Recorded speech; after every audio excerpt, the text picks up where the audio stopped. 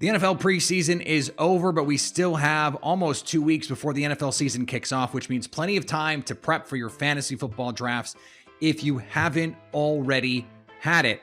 I know there are some people who have their drafts in like early August. I've never understood it, but some people are psychos. That's how this works.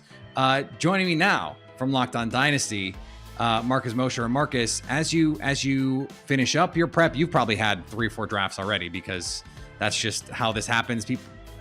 Right, exactly. Maybe 9 or 10. Are there some players that you're going, I got to get this guy, whatever it is. I just think this guy is undervalued. And I know that even if I overpay a little bit, if it's an auction or if I'm around too soon, he's going to pay off for me. Well, first and foremost, I'm glad that you think I only do 3 or 4 drafts in a year. That makes me feel good because the number that I actually do is an insane amount. But to answer your question, for me, it's Jonathan Taylor. Early on in the draft process, when we're talking May, June, July, his ADP was like 4 or 5. Now it's slipped to the back end of the first round. A lot of times you can even give in the early second round. I just think Jonathan Taylor is in for a monster year. He was so good down the stretch for the Colts. I think they're going to really want to ease Carson Wentz into this offense. So a ton of touches for Jonathan Taylor early. I think 1,600 total yards, double-digit touchdowns is very, very realistic. You can get him at a nice price right now. And we know running backs early on, that first pick, especially if it's a running back, that can make or break your draft. Where is the shape of this draft? Because I always think that part of it is really important. Does it change the way that you're thinking about drafting, whether it's running back early, whether it's receiver? Like in terms of strategy, how are you going to draft feeling like, okay, this is where I want to target these positions? Yeah, so in a typical 10 or 12 team league, I think you have to go running back in the first round.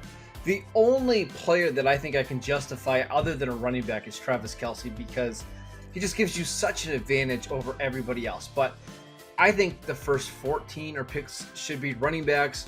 The wide receiver depth in the 5th, 6th, 7th, and 8th round is absolutely incredible this year. Let your league mates take Devontae Adams and Tyreek Hill. We know they're really good. Let them take them in the 1st and 2nd round.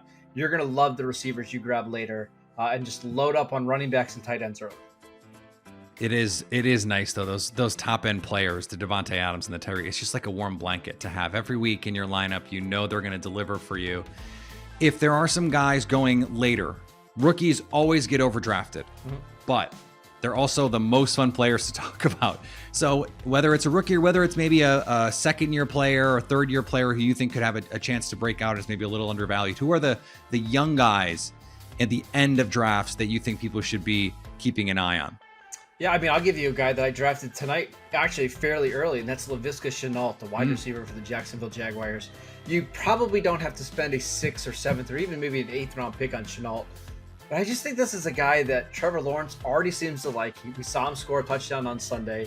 He's going to be used as out of the slot. And with Travis Etienne going down for the rest of the season, I wouldn't be surprised if Urban Meyer gives him more touches out of the backfield, whether that's actual running back carries or more reverses and jet sweeps. I just think this is somebody who could touch the ball 80 or 90 times this year. We know he's a great athlete. We know he's a big playmaker down the field. I really like Laviska Shenault at his price. And we've seen guys, we know Ohio State they're not going to be able to transfer one-to-one, but guys in similar skill sets, Curtis Samuel, Paris Campbell, have been monsters in an Urban Meyer offense. So he's much bigger than both those guys, right? He's like 30 pounds heavier than both those guys. I think, I mean, the comp, it's not really a fair comp to Shenault, but it's Percy Harvin, right? Yeah. It's that combination of power and speed. But I think Shenault's a more polished receiver than what maybe Percy Harvin ever was in the NFL. So there's a lot to be excited there. Grab him as a 3rd or 4th receiver for your team, and you're going to be really excited.